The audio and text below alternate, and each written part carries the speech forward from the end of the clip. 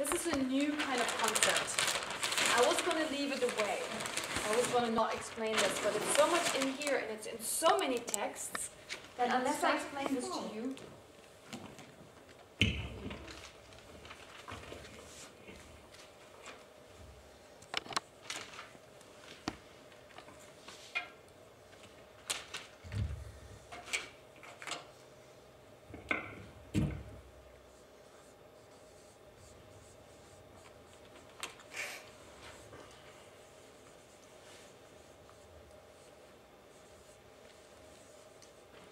ignorance, karma, and I don't want to say number 3 because number 3 is divided into 2. So it's like make a small 3. Which is the... nice. Pardon? 2.5 is nice. 2.5, but how do I call number 3? I can't call it number 3. 3A. Oh, 3A, that's 3-1. good. 3A. 3A, very good. These are the propelling causes. And then the propelling results. And these are 3B, the resultant consciousness. Number 4, name and form. Number 5, what is number 5? Six sense spheres. Number 6, contact. And number 7, feeling, yeah. Okay, so there's another way of looking at those, because these 3 propel those 1, 2, 3, 4 and a half links. They propel them. It's because this consciousness is really, this produces karma. Karma then is carried on this consciousness. And this consciousness propels basically the remainder. Okay? And then you have what is called the next actualizing cause. The actualizing causes and the actualizing, or the actualized. This should also be the propelled results, not so much. Sometimes they call it propelling results, but grammatically it would be correct to say propelled results. Yeah, so the propelling causes and the propelled results. The actualizing causes and the actualized results. So now, these are number 8, attachment. Number 9, grasping. And number 10, existence. And these are birth, aging, and death. So, it's just looking at it from a different perspective. Here we talk about propelling because these now propel the existence of those. Here we're talking about actualizing causes because they actualize the karmic seeds that's still lying here. Nothing is happening with this karmic seed all the way through. But this is when it gets actualized. When attachment, grasping lead to the actualization or the activation. The activation of the seed, the germination of the seed, which then leads to the actualized result, birth and aging and death.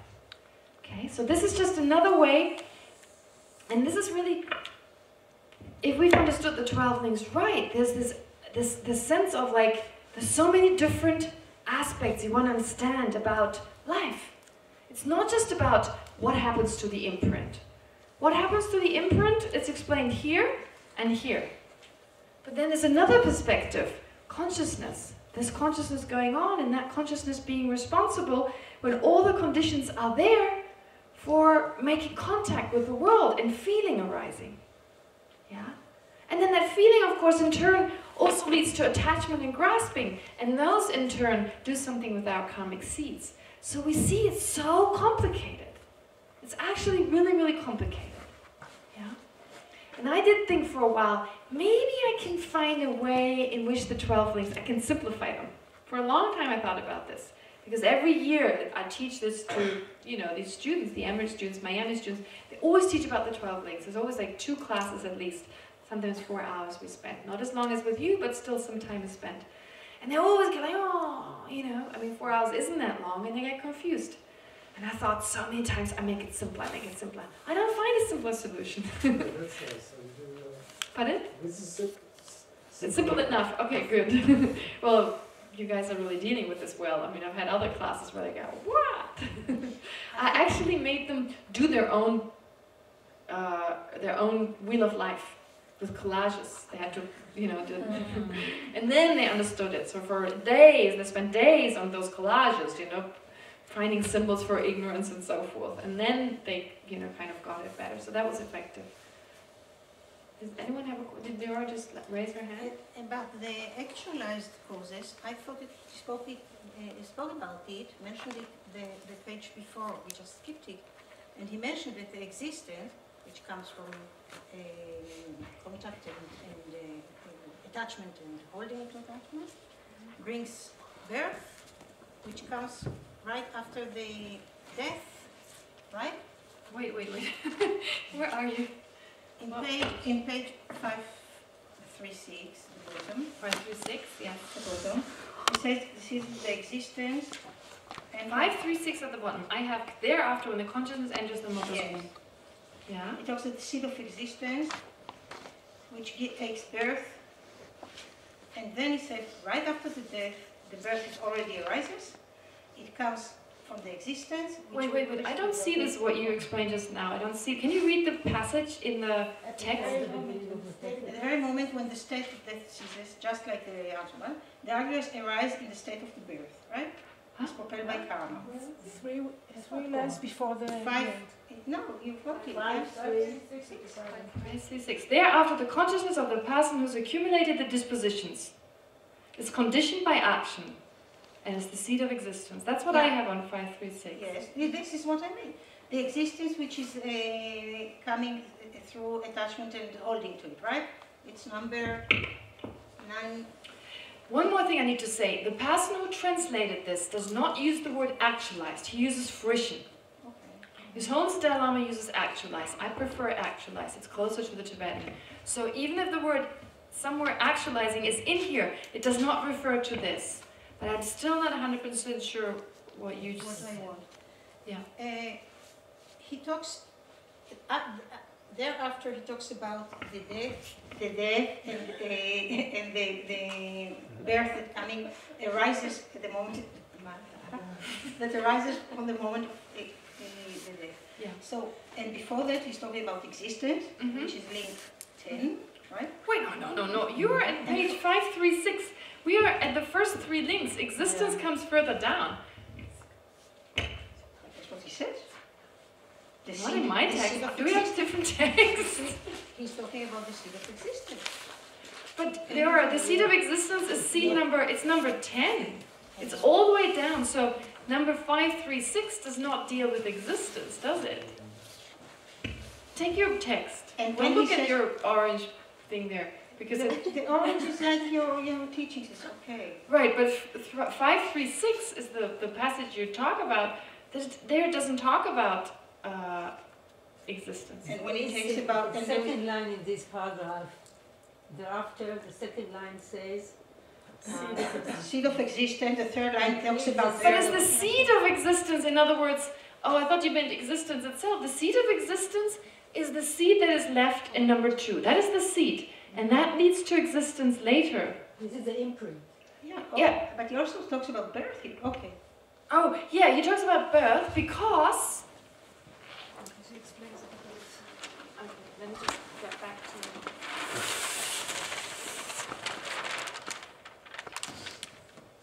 Okay, so the seed is left here.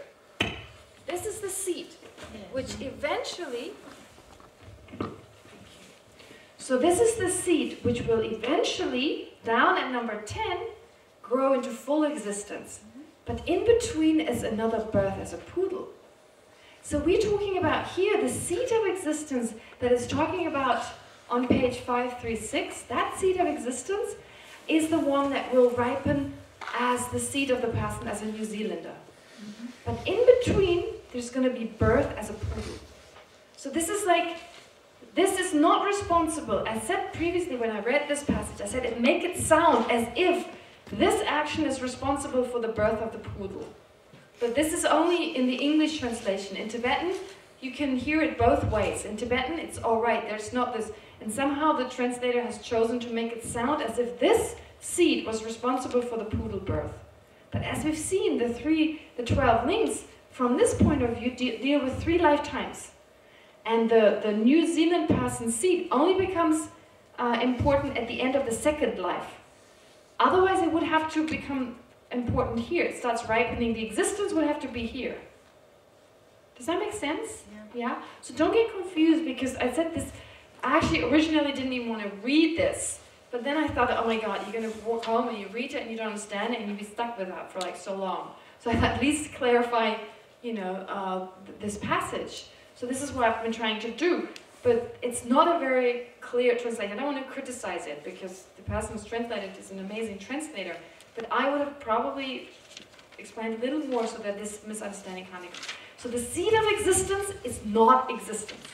The seed of existence is number 2, which then leads to existence. Yeah, you're right, there was existence. So that was my mistake.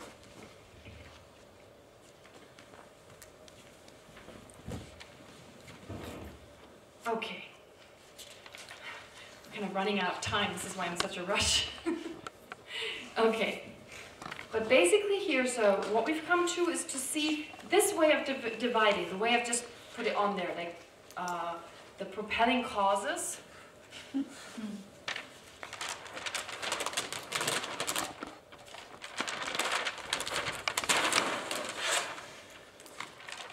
these ones. That's what's explained here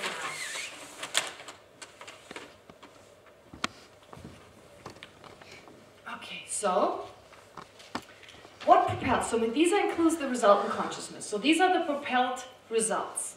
What propels them? Action, number 2, that depends on ignorance, number 1. How are they propelled? By consciousness. The causal means the causal consciousness. By consciousness, which is the causal consciousness? The translation said the causally efficacious cognitive process. I don't know where that comes from. So, by consciousness, which is the causal consciousness, pervaded by or loaded with latent potentials, loaded with the seeds. So where are those, the resultant consciousness, name and form, the propelled results, in other words, where do they come from? From ignorance, which leads to karma, which leads to a carrier consciousness, loaded with the seed. Okay? So the meaning of propelled is as follows. If there are causal bases, such as craving, they make the effects possible. If now, between the life of me and the poodle, there's another craving happening, okay?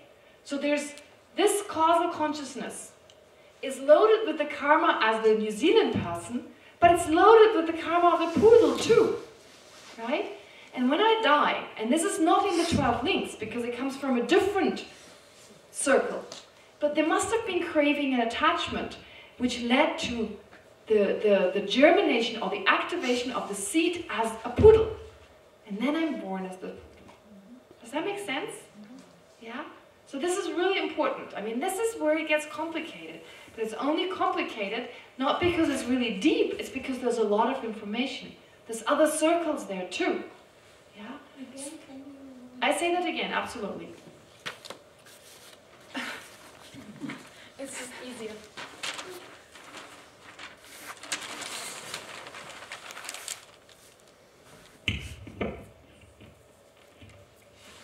Okay, so name and form and so forth, the resultant consciousness, name and form, you know, this line that we had just now, those propelled results, where are they coming from? They come from ignorance, action, and consciousness. How are they propelled? They're propelled. So let's take, this is the seed to be reborn as the New Zealand person. Here I take rebirth as a poodle. But I'm propelled into my next lifetime, not by this action, but by another action that left the seed of a poodle, which now, through, again, another circle of attachment and grasping, now ripens to be reborn as a poodle. So you must have craving here too. Yeah? But we haven't mentioned it because the craving only is mentioned in context with this seed. Of course, every time before we die, there is craving, there's attachment, there's grasping, or there's craving, there's grasping, and then a seed is ripened. So, why do these propel those? Because there was craving there too. Does that make sense? Yeah? Okay.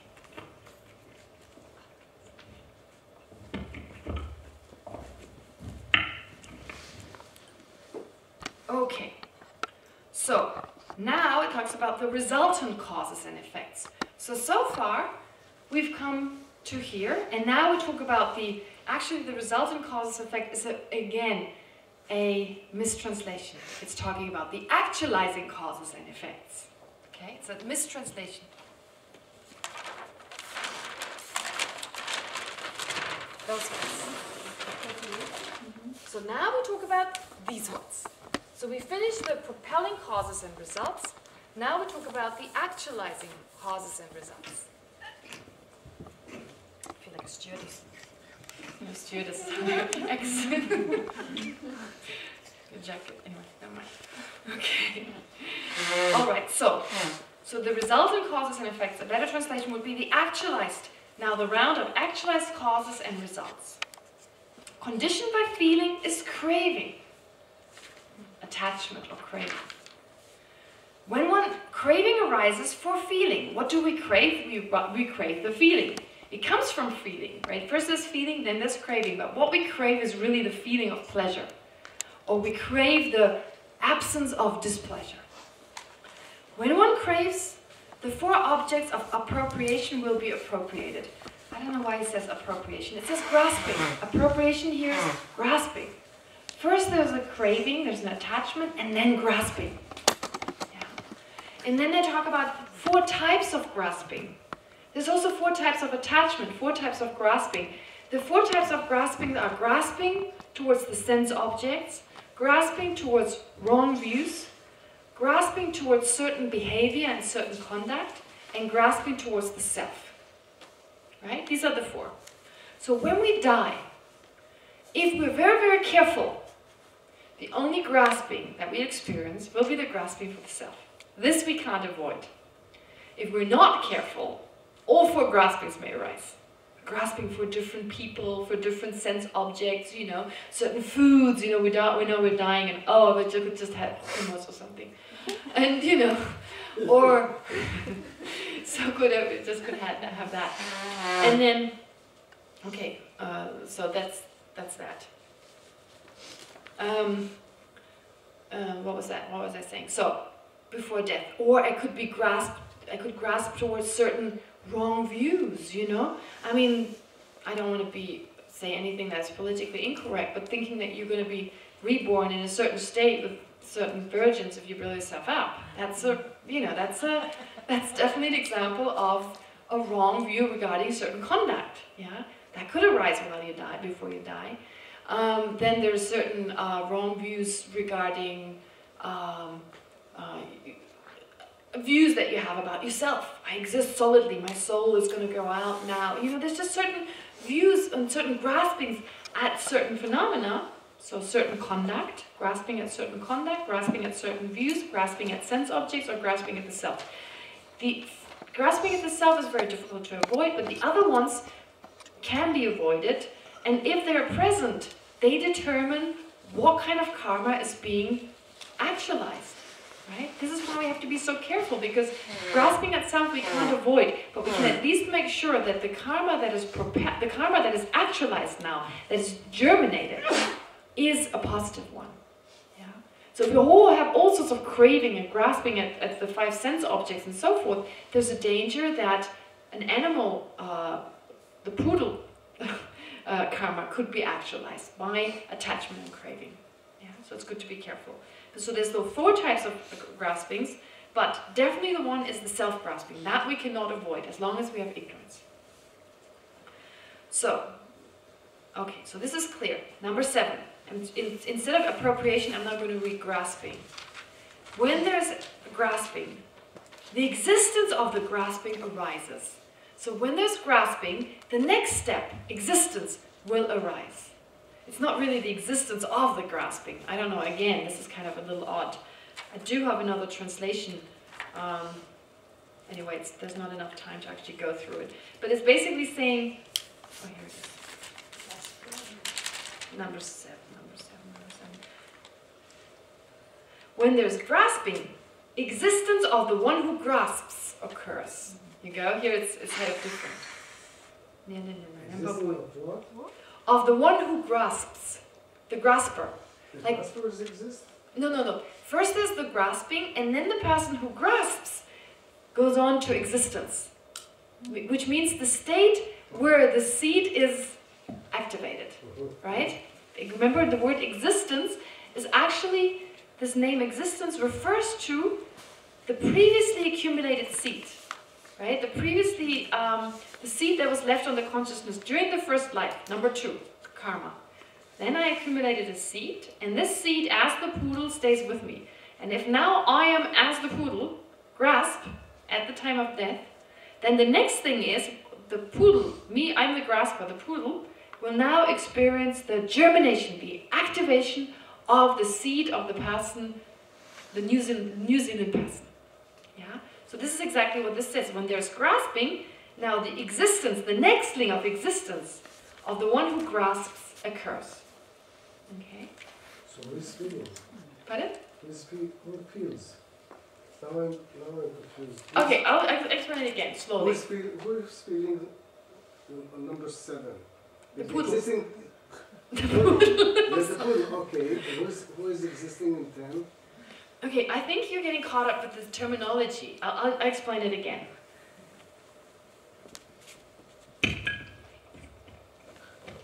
Okay, this is me, the poodle.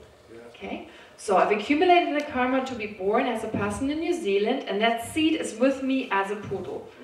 You know, and I have a feeling, and just before death especially, most importantly, there's now attachment and grasping to me as the poodle, right? So then, this grasping, the poodle is the grasper. Yeah.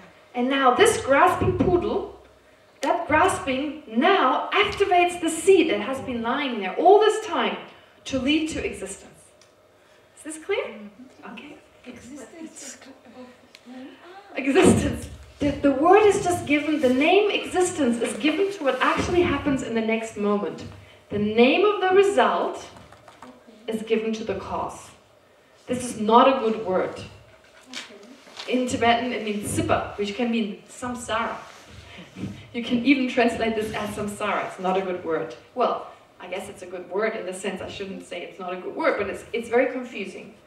I can call link number 10, I can also call it the state of the activated seed. Yeah? So due to the grasping, now the new state arises, which is the state of the activated seed. And otherwise, the seed was lying here dormant, but with attachment and grasping, which are like soil and water, or fertilizer and water, now that dry seed has started to grow. Why would it activate that seed of being a person and not another? Yeah, well, that is what's so difficult. That is so difficult. If we knew, we could make sure this type of mind arises. This is the uncertainty of when we die, which seed will germinate. We don't know. However, we can know that positive minds, because there's not just attachment and grasping. There's different types of grasping. Okay? If we just grasp at the self, if that's the only grasping that's happening, that's not so bad. So when we die, if we have a very loving and peaceful and kind mind, no craving towards the senses, no craving towards wrong views, no craving towards certain ethical conduct, if we can avoid that, then the grasping is a lot less strong. And if there's also love and compassion, they will also have an influence and make sure a positive imprint is going to ripen. A positive seed is going to ripen. But if while you're still lying there and like, oh my God, I don't want to go. Oh my God, I want hummus. I don't want to die. Kind of like, like kicking and screaming basically. Then that's dangerous. But, so this is, just to say, so this is why we say the time of death is very important.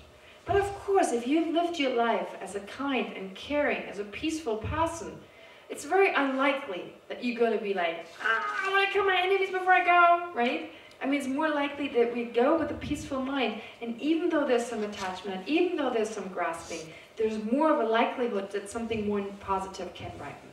No guarantee, but it's good to live your life in a way as a preparation for death, so that at the time of death, we try to keep quiet, we try to be calm. Oftentimes it's said, like, don't surround yourself by too many people, because then attachment to those people can arise. You know, just turn inwards, try to remember refuge and, you know, bodhicitta and so forth. And then, even though they're self-grasping,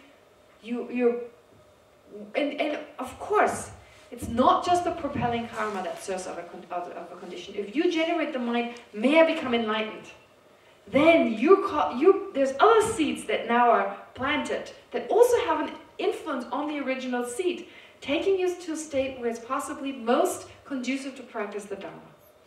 This is important to understand. Yeah? This is very important to understand that, yes, there's lots of propelling karma that we have accumulated, right, as a poodle, as whatever, and it's sitting there. But we can do something. At the time of death, making prayers now. And these prayers leave imprints. And those imprints, in turn, can serve as an accompanying factor, attachment and grasping, helping that, even though it has to ripen, something will ripen, it will ripen in a state that is conducive where we have another precious human life. Yeah? So this is important to understand. This is just the general procedure. So to be careful. As long as we have grasping and attachment, this danger of anything, you know, can happen is there. But if we understand with the right kind of mind, we can actually influence this. That empowers us and encourages us to really engage in the practice of bodhicitta. Yes. Sorry. So actually what the microphone. And the winner is So actually it means that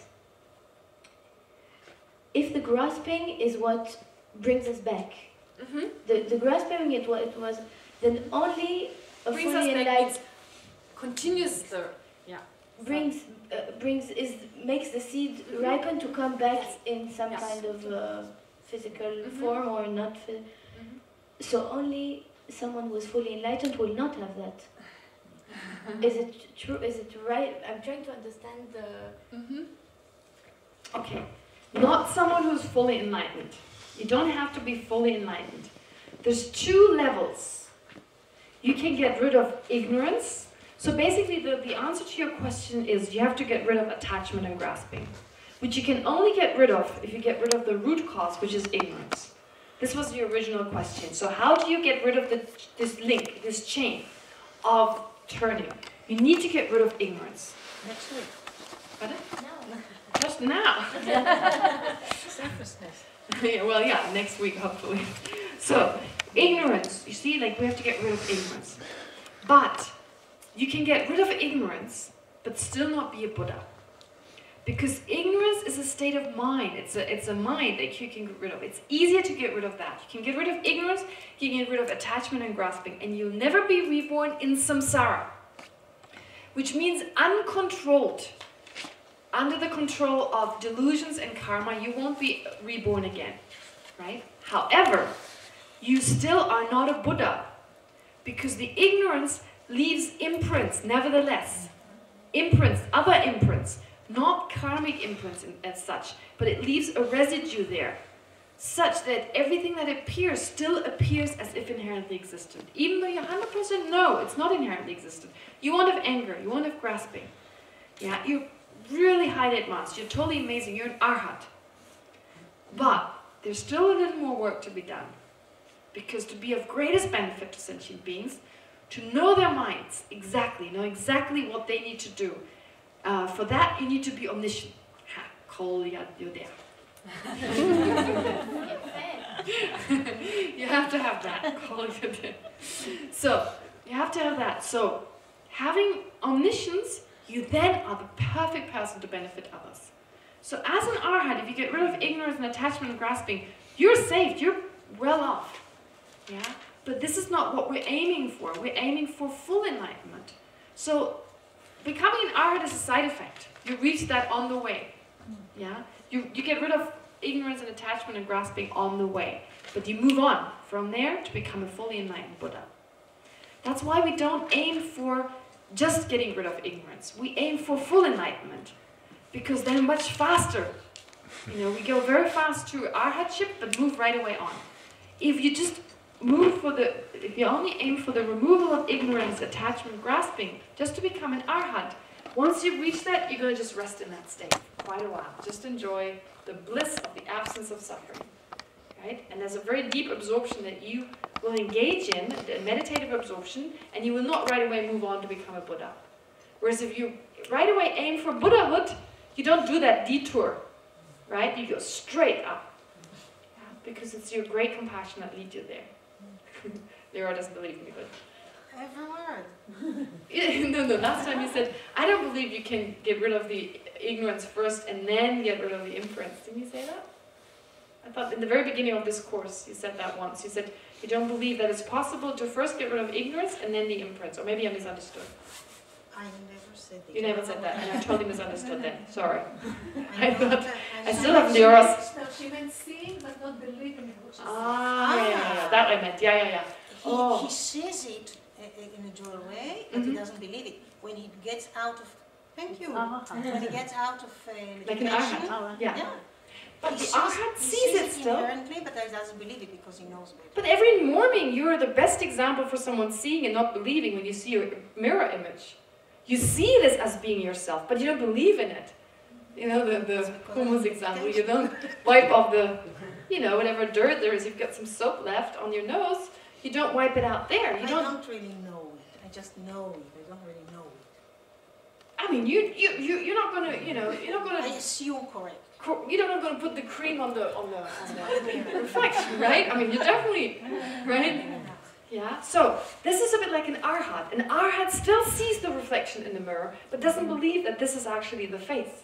So we are like the person who sees the face and believes this is the face, right? Whereas the arhat is someone who sees inherent existence. Inherent existence appears, but they don't believe in it anymore. They don't act it out.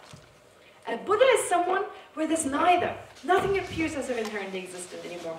And of course there's no perception of either. So there's no perception of inherent existence, no holding on to inherent existence, but there's also no passive appearance of that. The mirror image doesn't appear to a Buddha. Shaving free. Shaving? No need to shave. Allez!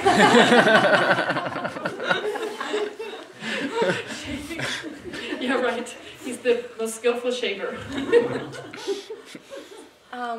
If we get rid of the fourth grasping at the self, Yes. hopefully, Yes. at the time of death, Yes. it means that in a way we realized emptiness directly. Yes. There's many steps. I mean, just realizing emptiness is not enough. You need to realize it directly. Yeah. And then realize it over in an and over and undual over. way. Yeah. And then you said we are born as an arhat. No. No? Okay. It depends what you aim for. If you aim for just being able, like the guy who sees the mirror image but doesn't believe in it, that would be like an arhat. So if you want to get rid of your personal suffering, you want to get rid of the delusions, you know, all the delusions that lead to suffering, what you aim for is arhatship. That's pretty amazing, pretty amazing. Or you aim for full Buddhahood. So let's say you aim for full Buddhahood. And there are all these stages, you know, you realize emptiness, you come out of it, you realize emptiness, you come out of it. And then when you reach the 8th level of a bodhisattva, you're also an arhat. As a side effect, you never aim for it. But it's a bit like, I don't know, an example. Which city do you have to go through to get to Eilat? Beersheba. Beersheba. So, like the arhat just wants to go to Beersheba and stays there for a while. We want to go to Eilat. So we go through Beersheba, but we race through it to get to Eilat. Eilat is Buddhahood. Beersheba is just arhatship. Seeing Gila's face, I was thinking Beersheba is not that nice. It is.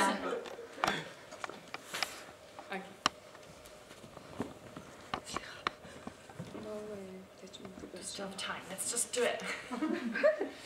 Okay. So, when there's grasping, number 7, verse number 7 on page 538. When there's grasping, the existence of the person who grasps arises.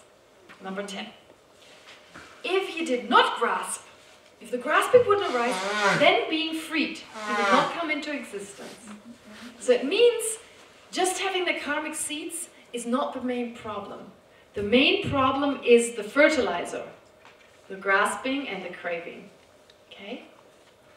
So when there are the 4 objects of grasping, the existence of the person who appropriates or who grasps at these 4, that is he who takes birth, arises, conditioned by the grasping.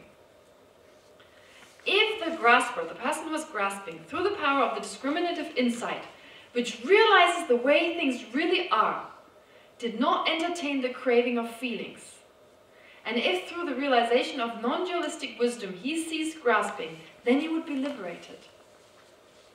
This is because thereafter there would be no rebirth. In other words, if the person got rid of ignorance and therefore grasping and attachment, you can have the worst poodle imprints. You would not be reborn as a poodle. The imprints, they may still be sitting there and slowly they just, vanish. But what's important is the grasping at the self. This is what really keeps us in samsara. And of course this goes back to the ignorance. Ignorance keeps us in samsara, and it's only through realizing ignorance, through realizing emptiness, that we can actually counteract ignorance. So it all comes down to realizing emptiness.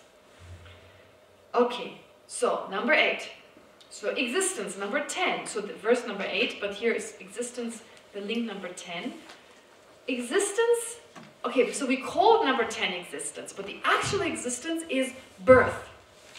So existence is actually the 5 aggregates. The 5 aggregates now as the, of link number 11. Because birth means you're born with 5 aggregates. Not the poodle aggregates, but the New Zealand guy aggregates. So, this existence is really the 5 aggregates. From existence number 10 comes birth, then old age and death, and misery and suffering and lamentation, and an intervention that actually says and that's where the verse ends. Yeah, and then it goes on to say, unhappiness and agitation, all these arise as a consequence of birth. Thus, what comes into being is only a mass of suffering, right? So really, us being born is responsible for our suffering. But what are we born from? What are the causes of our birth? They're contaminated. Ignorance leads us to accumulate certain contaminated karma. And then before we die, not that it is enough we have that karma, we then have these contaminated fertilizers, right? Also, of course, induced by ignorance, grasping and attachment, which then further strengthen that seed to a degree that is activated and results in our birth. So, we may be as attached as it gets, and we may be Miss Israel or Miss Haifa or whatever, we may look at our body as really pure and being something wonderful, but actually the cause is not wonderful. It comes from a misapprehension of reality. It seems amazing to think that something so solid, so intricate as our body can actually be the result of ignorance. But it is. Yeah? And we could have a body that is different, not coming from ignorance, and then we wouldn't suffer as we suffer. Right? Just having this body, so much can happen. Having this mind, having this body, because of the cause being ignorance. So, the commentary reads, one should know that the existence that is conditioned by grasping has the nature of being the 5 aggregates. So not existence number 10, that's just called existence. But that leads to the existence which is taking on the next aggregates. The virtuous and non-virtuous actions of body, speech and mind give rise to the existence of the 5 aggregates in the future. Yeah? Birth, number 11. Therefore, the cause is named after its effect. So therefore, because number 10, existence, is actually giving the name to the name of the effect, which is number 11, to the cause, which is number 10. And so it's called existence. Of these, the actions of body, speech, and mind belong to the material form aggregate. Mental actions by nature belong to the other four aggregates. Oh my God. It's another very difficult concept. Because so far, we've only talked about karma that leaves a seed. So, when we engage in an action, there's always, especially a propelling karma, yeah, a throwing karma. There's always a mind there. So we've just talked about the mind at that point. Mind, this mental karma at that time can be so strong that it induces actions of speech and body.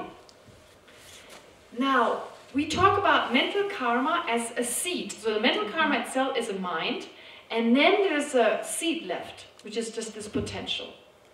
But when it comes to physical karma, and this is asserted by the highest school and by the lowest school. The Vaibhashika is the lowest philosophical school, and the Madhyamika Prasangika is the highest philosophical school. Now, we are followers of the highest philosophical school. For this course, we're dealing with the highest philosophical school. But it just happens that the Vaibhashika, this assertion is the same. The Vaibhashika, other than that, is totally different. But this assertion is the same, that they say that if I, let's say I go out to murder someone, and that becomes a propelling karma for me to be reborn in the hell realms.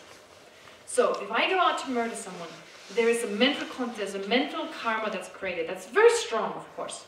There's a mental motivation that is so strong that I go out and plan a murder, get a weapon, and actually do the murder. So there's the seed that goes on from that mental state. But then there's the physical action. There's me going physically out, buying a weapon, murdering the person physically. Now that is another action. That is the action of the body. Now this is first, of course, actual action. Me moving around, using my weapon in a certain way, whatever, using my weapon in a certain way. And then that coarse physical action leaves a subtle form. A subtle physical form. So the actions of body and speech. This is not, there's three types of karma. So there's the mental karma, of course, a very powerful seed. But there's also the form that's left. There's a very subtle form that is left with us. Yeah, the form, when we say something, there is some people call it like a vibration. It's almost like a vibration that's left. And that also travels with us to the next life. Okay? And it also ripens in certain ways. So the subtle form. So this is why the Prasangika school talks about karma being form, being a physical object, which only refers to the karma of speech, or the action of speech. Not the mental, no. No, only the one of speech and the one of the body. So here, of these actions of body and speech, of these actions, the three, of body, speech, and mind, body and speech belong to the material form aggregate. Mental actions by nature belong to the other four aggregates. Mental. This is very complicated. I didn't want to take you there. This is a totally different matter, and not important for the 12 links. Because, let's say, the throwing karma that I've accumulated by killing someone, the mental seed is enough. The mental motivation to do all these actions, to get the weapon, and it doesn't have to be one state of mind. It can be many states of mind that create this one seed that's responsible for me to be reborn in the hell realm. The other ones are there, and they probably help, to activate the hell realm karma, right? Because I can mentally just act this out, but never physically kind of go about and kill the person. So I still have a very heavy karma by just having planned it, the murder. But it's not as bad as actually doing it. So they all act together, they all come together. So this is why karma is so complicated. Because it's not just the mental state. Then we actively go out, buy the weapon. I mean, we have to think of all the steps. Killing someone is not instantaneous. It can take months of preparation. So all this comes together as this seed. And we just talked about one seed. It could be more than one seed. Right? It could be more than just one seed. But leading us, nevertheless, to be reborn in the hell realm. Right? And then the more people you kill, the more... So you see what I'm saying? So with this, the physical is also continues on. Yeah? And even though it says it's part of the form aggregate, it's not a coarse kind of form. It can travel with the mind from one life to the next, just as the subtle energy wind travels with the subtle mind. So the subtle energy wind that travels with the subtle clear light mind, it's a form, it's a physical object. And nevertheless, it can move from one life to the next. So therefore, the subtle form that we leave with our mind when we engage in killing, the moment the coarse killing is over, there's still a subtle form there. The moment we say the horrible words, may you just die, or whatever we say at that time, the words are said, yeah, so the coarse form is gone, but there's still a subtle continuum. It's very difficult to understand. It's only the Prasangika school that makes it so difficult. All the other ones say, it's all mental karma, it's all mental karma. It's much less complicated in the other schools. And this is why the 12 links are like a general kind of explanation. So don't even think about form, karma being form. So someone said to me during lunchtime, we should really have a course just on karma. Or Netta, she said that. We should just have a course just on karma. I mean, it's so complicated. Yeah? I mean, this is why the 12 links are explained, because you get already some idea of what karma is all about. How much more complicated as it is, more complicated as we previously assumed. Yeah? But this is what the texts here say. So to be more precise, our actions of body and speech are form. Right? Yes. And it's still nothing to do with the habit. It's on top of No, this. the habit comes from the mental. The habit just comes from the mental. The habit is just, it's got nothing to do, it's like my hand gets habituated or something. No, this is on the mental level. So really, I would say, because there's 4 of these heavy kind of actions, I'm not talking about inadvertently, by mistake killing someone. That's different, right? I mean, walking on the ground. I mean, there's no habit. You don't make a habit of killing ants because you don't even know you're killing them. So if there's an intention, then that on a mental level leads you to, to kill ants in the future, because you kind of get used to it on a mental level if you know about it. So the mental karma is the most important one. The other ones are not mentioned that much, because they're really all induced by the mind. Yeah, it's just a fact that the Buddha basically said, well, actually karma is a very subtle form when it's an action of speech and an action of body. That doesn't get lost. There's some kind of subtle form, maybe like a vibration that goes along with whatever we've done. Yes. So if it is a form, a kind of a form, can we perceive it in a way? No, it's too subtle. It's just like the energy wind that goes with the subtle clear light mind. We can't perceive it. Our senses are not tuned to that. And forget about such subtle form. We can't even see radio waves, right? So there's so many forms that we can't see because they're too subtle. But this is said to be very, very subtle. So subtle that it can go through walls. I mean, actually, a wall is very coarse. Yes, Maya? So this form karma, is that what will decide the form I will get? Is that the mental karma will decide my mental karma and my form karma will... No, it's not like that. It's got nothing to do with the form. No. This can lead to anything. It can lead to an environment. It doesn't lead to habits. Yeah, so that it doesn't do, but it can be responsible for being killed. Well, in a way, that's a form too, right? So being killed, I guess. Yeah, I guess it's more to do, yeah. So with the environment you're born in, the experiences you have of being killed, being reborn as a hell being, having the body of a hellbound being. Yeah, so you could basically, but even like the speech can be responsible for having a body of a hellbound being. The speech can be responsible. So it's speech, it's not a body. The speech can be responsible for you to be born in a certain place. That's the speech. Even your mental state can, the mind can be responsible for you. If in your mind you kill people all the time, you never actually do, you can still take a negative rebirth as like an adding up of all these thoughts of killing. Yeah. So it's not like really like that, but the habits really, I would say, just come from mental karma. I wouldn't say. But this again to be checked. I mean, I don't know. And there's so many different assertions on this. These things are so subtle that unless you're a Buddha, you really wouldn't really understand them. Yeah. So they're so intricate. Yeah. And it's like really like if we think of quantum physics, it's so difficult to understand all these workings of these causes and listening into this. We couldn't do that. We can have a rough understanding, but we can never really understand it fully. So karma is like that. On such a subtle level, it becomes so complicated. We just don't have the mental capacity at this point. We need to really expand our wisdom to be able to fully understand it. Yes? In the moment of death, Mm-hmm. if one wants to help someone Mm. who is dying. Yes. What do you do at the time of death? How can you help someone who's dying?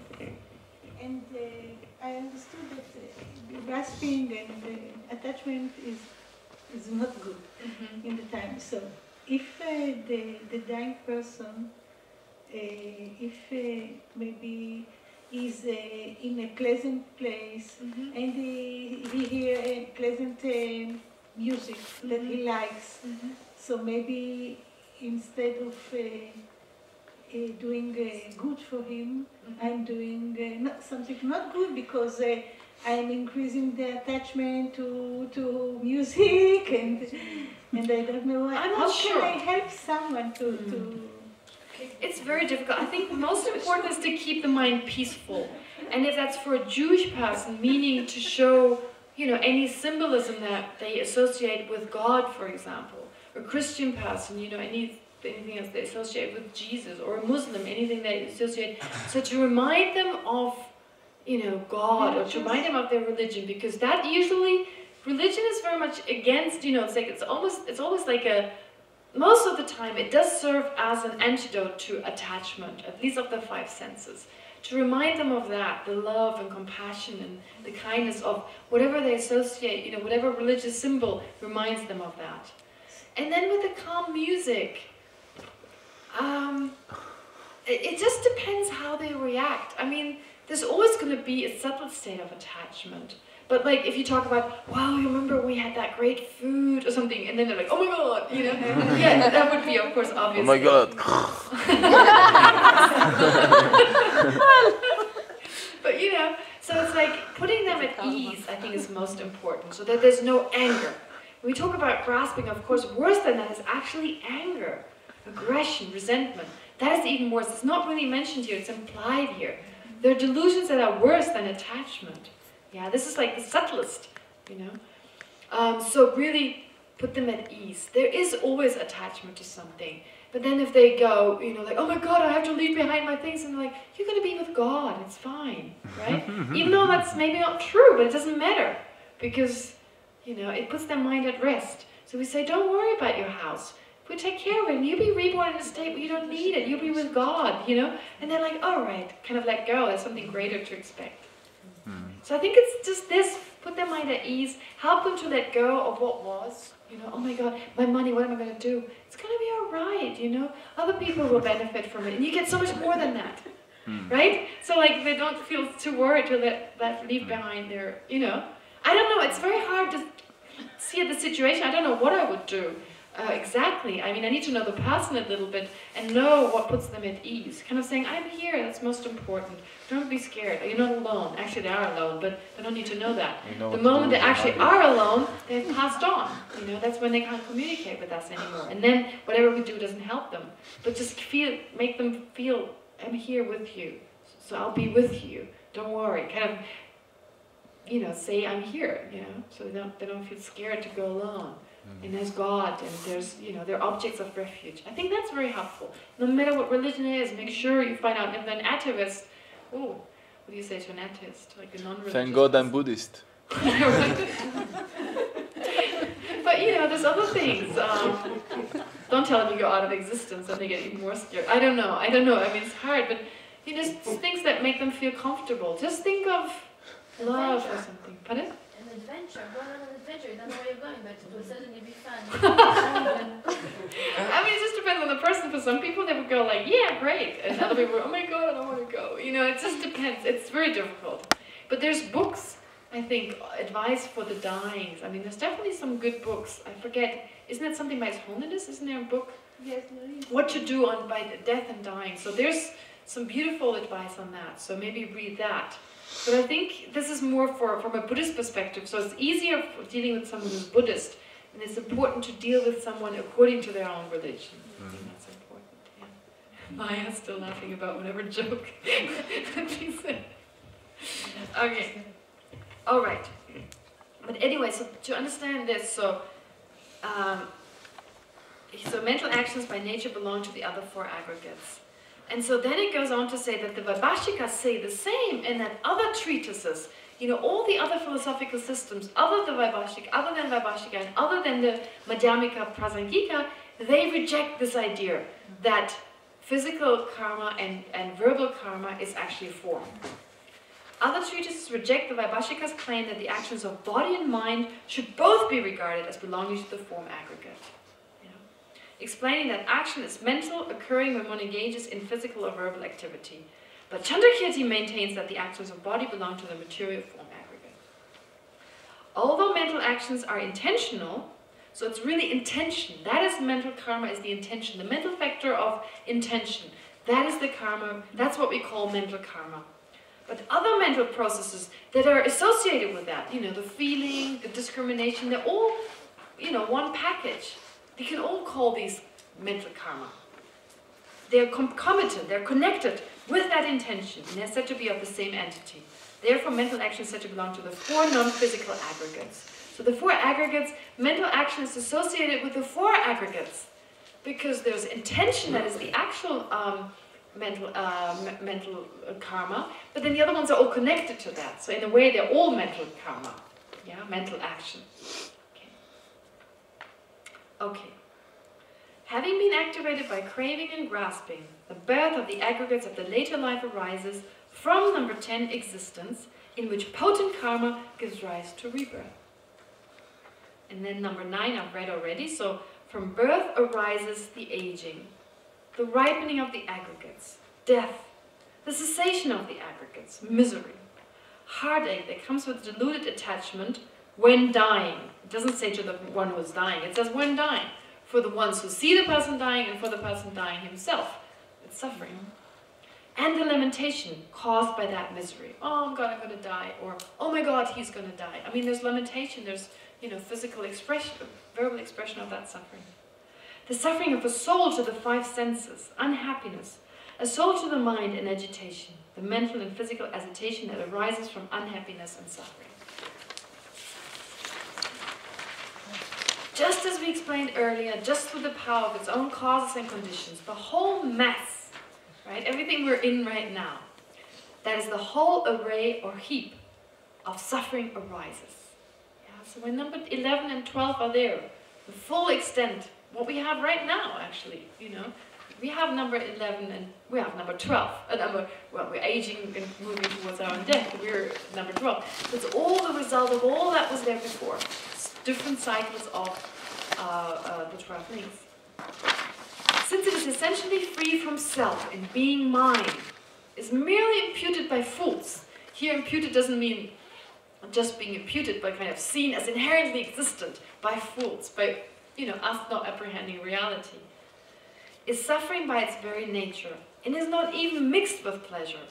It is said that only a mess of suffering arises, Thus, this explains the order in which one engages with cycling existence. What would arise? Birth, aging, and death. What would give rise to them? The grasping that is conditioned by craving. How does that give rise to them? With the latent potentials, with these potentials that come from number 2, that the dispositions of cause to pervade consciousness are raised to potency, are activated, and they give rise to existence. This shows that what comes into being is propelled by ignorance and the karma, the dispositions. Okay, the next sentence, I just want to leave it out. It's a totally wrong translation, and I can't get into a correct translation on this. This is totally confusing. Just leave it. So the quote of the Bhumi Vastu, which is from Asanga, no, I don't even want to read it. It's not important for now. I think it's a really weird way of translating it, and it doesn't make sense. It would take too long. Never mind, it's not really important. So then, the reverse order of dependent risings. Shani's answer. She asked about it. How do you get rid of it? So it's basically, yeah, this relates to that. Okay, so here it says, the root of cyclic existence is action. This means something more specific. It's actually ignorance. But, you see, there is something I need to explain to you, which means even if you realize emptiness, if you realize emptiness directly, you don't get rid of ignorance, right? You don't get rid of ignorance, but your ignorance is weakened. Realizing emptiness directly for the first time you don't get totally rid of ignorance. Then you need to realize it again. So you have to meditate on emptiness, you realize it directly, you come out of it again. Then you go into it again, you come out of it again. And over a long period of time, you realize it again and again. You go again into, and you again and again engage into these absorptions on emptiness. So, this is why it takes a while. It's a bit like you peel off the ignorance, like the coarser levels of ignorance first, and then you go subtler and subtler until you totally overcome it. But what's really important to understand is, once you realize emptiness directly for the first time, when you come out of this realization, ignorance is still there, but you can never accumulate propelling karma anymore. Yes. You can still accumulate completing karma, but you cannot accumulate any propelling karma anymore. Will you still be reborn in samsara? Well, yeah, we have that whole package from before. Yeah. And also, once you reach that stage, like if you're a bodhisattva, for example, once you realize emptiness directly, if you're in the path of seeing, what is called, the stage is called path of seeing, once you reach that, you can actually control where you're going to be reborn. Even though there's still ignorance, even though there's still attachment and grasping, they're not strong enough to do this anymore. Eventually you want to totally overcome them, because there's other disadvantages of having attachment and grasping. This is just the uncontrolled rebirth. There's other disadvantages. But you want to get rid of ignorance. At this stage, if you realize emptiness directly for the first time, your ignorance is not strong enough to serve as the ignorance which is number one. In other words, ignorance which induces propelling karma. So you can take rebirth now, you will as a bodhisattva, for the benefit of others. You choose your rebirth. That's different. Instead of number 8, you can still utilize the seeds that you've accumulated previously, but you replace number 8 and number 9 for compassion and prayer. So you do still need a fertilizer of the karma that you've previously accumulated. You cannot accumulate a new one, but you still have the old one. And utilize that, and you fertilize it now, or in order to activate the karma, number 10, you now activate it with something good, not with attachment and grasping. You're so in control that when you die, no attachment and grasping arises, only love arises, only prayer arises. And then this activates your karma and leads to the rebirth of a different state. This is how some explain it, some texts explain this, that this is what happens once you reach the path of seeing. Right? So you have a replacement for attachment and grasping. For an arhat who doesn't take rebirth for the benefit of sentient beings, when they reach the path of seeing, when they realize emptiness directly, they are reborn through attachment and grasping when they die, but there's no new karma accumulated. And then they reach the state of an arhat, and anyway, then there's no attachment and grasping anymore. So, but they still take rebirth in cyclic existence, because there's still attachment and grasping, but they don't accumulate any new propelling karma. So that's the difference. That's important to understand. Does that make sense? Yeah? Okay. So therefore it's here called, the root of cyclic existence is called action. Because if your ignorance, even your ignorance is still there, it's like propelling action here. Because even the root of cyclic, even though ignorance is still there, it's really like once you realize emptiness, you don't get rid of ignorance, but you get rid of the propelling actions. But actually the underlying, the root is ignorance. Okay? So, the limbs of cyclic existence arise from such things as ignorance. This is what it comes down to. Therefore, the primary root of cyclic existence, of such things as the entry of consciousness into the embryo, is action. Yeah? So in a sense, it's like the real root is ignorance, but the primary cause here is the propelling karma, because even though you don't get rid of ignorance completely, if you realize emptiness directly, then you can totally get rid of the propelling karma. Okay, completing karma is still there. Therefore, those who directly perceive the reality of dependent origination do not perform any action that would propel suffering. So if you really realize dependent arising, then therefore which enables you to realize emptiness, and if then you realize emptiness directly, then you won't perform into those actions that propel you into samsara anymore. So the unwise do not directly perceive reality, and they are the agents of actions. As it says in Sutra, O monks, this person who is completely bound up with ignorance performs meritorious actions. He also performs non-meritorious actions. He performs non-fluctuating or unshakable actions as well. Thus, the unwise are the agents. So only those who are bound up with ignorance are the agents of action. And the wise ones who have seen reality and who have abandoned ignorance are not agents because they see reality. With the cessation of ignorance, number 11, with the cessation of ignorance, actions will not arise, or action will not arise. The cessation of ignorance occurs through exercising wisdom in meditating on this. Therefore, where there is ignorance, action arises, and where there is not, it does not. When ignorance ceases, that is, when it is abandoned, actions will not arise, because of the non-consummation of their causes. So either you realize emptiness directly and your ignorance is weakened, so there's no propelling karma, or you totally get rid of ignorance, which is the best, of course, and of course then there's no accumulation of this kind of karma, contaminated karma. What would cause ignorance to cease? The cessation of ignorance, its exhaustion, is achieved through the wisdom, by means of which one non-erroneously or non-mistakenly realizes the reality of dependent origination. So having realized the subtlest level of dependent origination, we can then realize emptiness. Having realized it. First we realize the subtlest level of dependent arising. On the basis of that, we realize, or actually first, anyway, never mind. It helps you. Dependent origination is a good, the dependent origination is the cause or the reason that you reflect upon, and then you realize emptiness. And then actually you realize how phenomena actually exists, so to be more precise. But anyway, it goes kind of like they help each other. Reality can be perceived directly by employing that wisdom in meditation on reality. The practitioner who perceives reality most certainly eliminates ignorance. Number 12. Through the cessation of this and that will not manifest. That which is only a mass of suffering will thus completely cease. Having abandoned ignorance, action will have ceased. Similarly, through the cessation of the earlier limbs, this and that, the later limbs, this and that, will not arise. So the this and that before was like ignorance number 2, and then the later ones will not arise. These arguments show that the practitioner's suffering aggregates are empty of existence through their own characteristic as self or as being mine.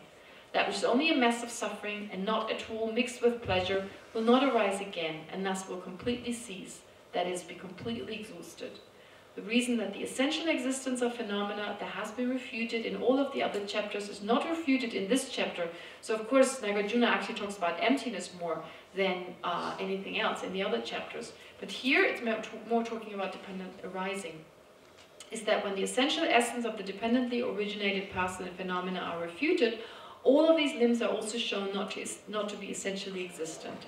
Here it is shown that ignorance can be eliminated by meditation on reality as it has been presented. Thereby, through eliminating all of the remaining limbs of psychic existence, liberation is achieved. Without adopting that view, since ignorance cannot be eliminated, the remaining limbs will thus arise and the wheel of psychic existence will continue to turn. I mean, this is the style of writing. The last paragraph is not that important. So this is really the conclusion of the 12 things. So it's the style of writing. It's not that straightforward. I mean, we need to remember it was written like 700 years ago.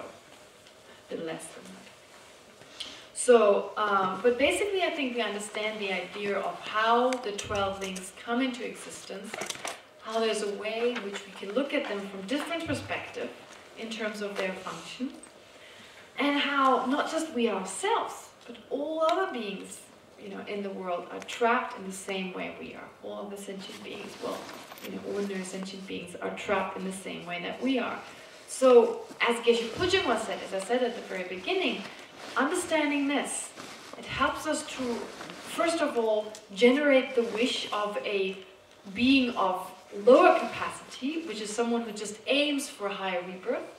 It helps that. Understanding this, we can make sure that, we have a better rebirth.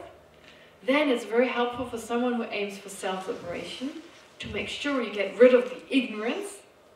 And then moreover, for someone who aims to become a Buddha, make sure you have all sentient beings to get rid of the ignorance. Yeah. So this practice, this understanding here, is so important in terms of whatever practice you do. Yeah. So, yeah, as a conclusion, basically, I could say, don't take this just merely from the Hinayana perspective in terms of just what we can do with it ourselves, but take it to the Mahayana in the sense of like including all sentient beings and understanding this applies to all sentient beings. All sentient beings are trapped in that, and it can be as annoying as it gets.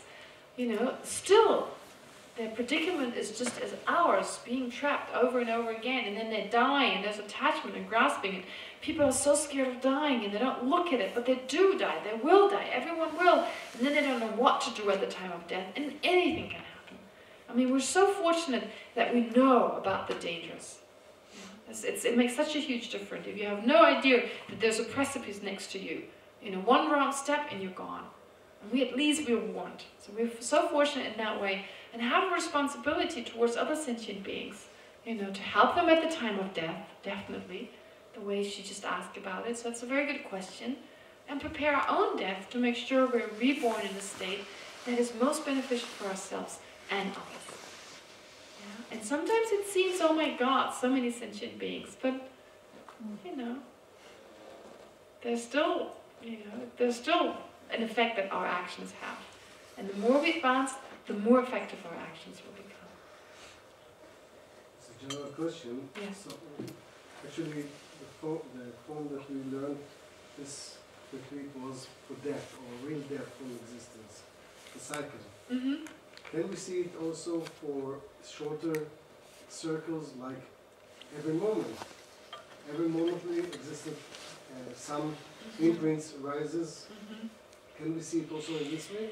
It's a little difficult because this way here, what's very important is, for example, link number 8, attachment, and 9, grasping. Now for other karmas, it's only for the compelling karma. For that to be activated, you need 8 and 9. That's not true for all karmas. You mustn't have, so it's like every moment you have attachment and grasping and karma ripens. No, you don't have to have attachment and grasping for a completing karma to arise. So those ones are not important to mention. So you don't need feeling, you know, it's not like that feeling that leads to attachment and grasping. Now this is important either. So many of these are not needed to explain this. So it just works differently in the moment-to-moment situation. There's definitely a chain, but it's hard to say. I mean, it's basically just, you have ignorance, then any karma can ripen any time. Right? So, yeah, this does not apply to one lifetime. This is what I said in the beginning. This is very much to do with more than one lifetime, because at least you must have 2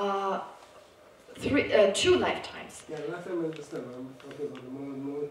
No. It's not the moment. No, because there's really just ignorance and then the ripening of karma. That is what happens every moment. You don't need the other links in between. Yeah. But then one more thing I'm just reminded of. If you take those from the point of view of 2 lifetimes, you go ignorance, karma, and number 3, consciousness. You don't divide them up. 1, 2, and 3. Then you take name and form, 6 sense spheres, contact, and feeling. No, sorry, no. You go ignorance, karma, causal consciousness, and then you go attachment, grasping as existence. Okay? So if you take it from this one life, from just 2 lifetimes,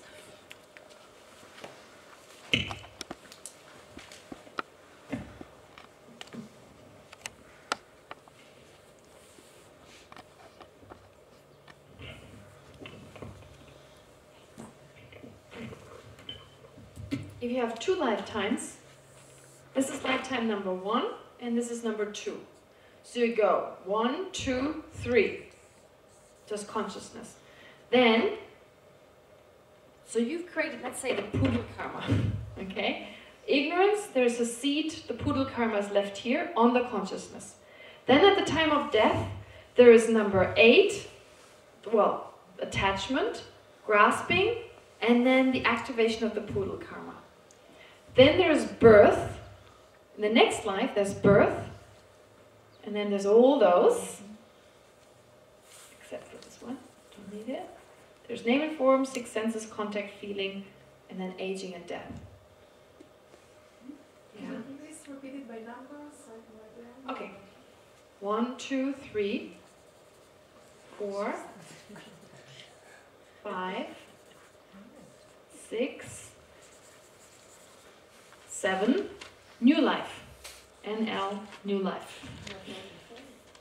7. 7. Not name and form. 1, 2, 3, 4, 5, 6. Existence doesn't come after that, the name and form. No. Allez, existence, then comes birth. Birth is the beginning of name. It comes before, actually. Birth doesn't mean birth of the womb, sorry. Birth does not mean birth out of the womb. It just means the coming together of consciousness and the what do you call it? The ovum. The ovum. That's birth in Tibetan. A conception. Conception. Yeah, conception is another word. It's in Tibetan. It's just the translation into birth. It's actually more conception than birth. Birth is actually a different word, but they use them interchangeably. Really, the technical term for birth is actually different, but they still say "bu gyewa," which means conception. I just conceived a baby. When they give birth, they say I just conceived a baby, but actually it would be more precise to use the other word that they have. Okay, so conception. This would be, in this case, better conception, or in the other case, actually two. So that, then name and form, because conception you have name and form. That's number 8. No, you changed it. Did I change something? It's 4, 5, 6, 7. But it's okay. 1, 2, 3, 4, 5, 6, 7, 8. She wants the leaves. 1, 2, 3, 8. You want the old numbers? 1, 2, 3, 8, 9, 10. Okay. I see. Oh, okay. 1, 2, 3, 8, 1, 9, 10. 2, 3, 8, 9, 10. 11, 4. Oh, yeah. 11, 4, 5, 6, 7, 12. 1, 2, 3, 8, 9, 10, 11, 4, 5, 6, 7, 12. And you could do it differently, actually. I mean, this is just one way. I think in the end, what's most important to understand, so this is one explanation. There's another way in which you take the 12 links and add other circles, right? Because really you need other circles. Yeah. But yeah, traditionally 1, 2, 3, 8, 9, 10, 11, 4, 5, 6, 7, 12. Sorry, I didn't understand your question, so I ended up with those.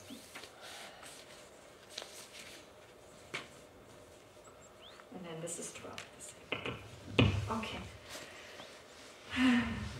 We're a bit in a rush. I didn't realize we would be in such a rush. I hope you all understood it, because I really wanted to make sure. But this, it's everything there is. There is a little bit of more explanation that you get when you study debate, but that is only related to a subject that we studied previous to that, which we haven't studied yet. It's not that important. So this is really the essence of the 12 links. It consists of understanding the Rice Seedling Sutra's 3 sentences, because this exists, this occurs, and then in complementing that with that is Asanga's, the condition of no movement, the condition of impermanence, the condition of potential. Understanding this, then the 12 links are explained. We get a good idea of how it works, and then there's a way of propelling causes, propelling results, actualizing causes, actualizing results. And then eventually the explanation of how you can look at it from 2 lifetimes. Yeah, so this completes this explanation. And now all you need to do is reflect on it, meditate on it, think about it again and again. Yeah, to really get a good sense of it's not just this lifetime. Right? It's just so short. It's so short as opposed to, the other lifetimes that follow. And we're in such great danger with the seeds that we have in our consciousness that, anything may happen. So to not, become lazy and complacent about it, but to be careful with every moment, the actions that we accumulate in every moment. and to extend our compassion towards others, that just as we are trapped in this situation, so is everyone else. Right? Okay. So, I'm a little over time, 15 minutes. I hope I've answered all your questions. Well, it's difficult to answer all of your questions, but the most pressing ones. And so, we do the dedication, of course.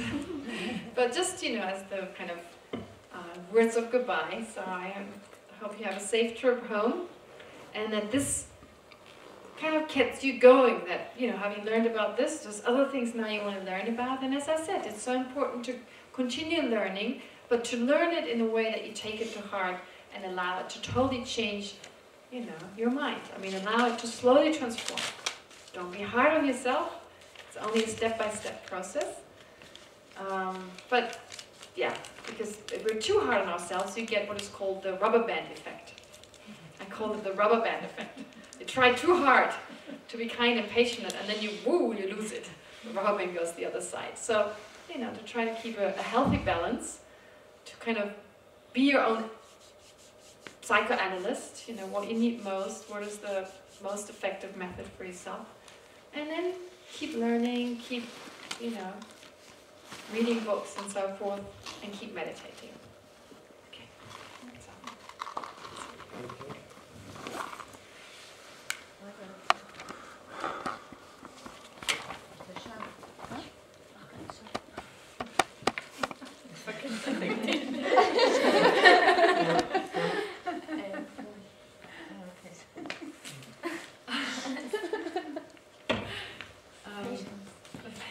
So we could do in Hebrew, but I think it'd be nice also to read Shantideva's, Shantideva, page 14. And let's remember, I didn't mention it before, but still the people who were so affected by this great fire, 41 people, I think, understand they died. So, of course, that those people may have, through their suffering when they died, have been able to get rid of some of the karma that they don't have to experience again. May they have a great rebirth, wherever they are right now. May their families and friends be able to cope with their death and their loss. And may all the people that lost so much in the fire, people from the kibbutz that was burned down, or the other places, may they be able to, get the things that they need, and, not be too depressed about their loss, and be able to move on. So let's just dedicate to this, and, to anything else. To peace in Israel, peace in the world, and, less suffering, and maybe be able to, expand our mind, transform our mind, so we are the greatest benefit to ourselves and others. So with this in mind, let's do the traditional dedication prayers in Hebrew, and then do the Shantideva prayer.